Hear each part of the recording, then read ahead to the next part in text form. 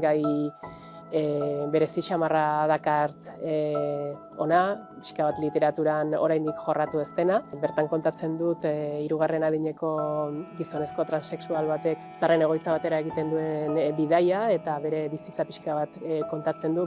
Nire eleberri hau netzako oso berezia da, iruditzen zait adin guztietarako egindako liburua dela, irakasbiderik ez dauka, eta pixka bat nahi izadudana islatu gizarteak dauzkan hainbat arrakala, hainbat zulo, hainbat histori, eta horietako bat ekarri nahi izan dute liburura, eta berak esaten du hankapuntetan bizi izan dela bere bizitza guztian, eta bere bizitzaren azkeneko etxe hortara ere hankapuntetan joaten dela, ez? Eta pixka bat sartu nahiko nuken ere irakurleen etxeetan edo beraien txoko goxo horietan hankapuntetan baita ere, eta espero dute gustoko izatea.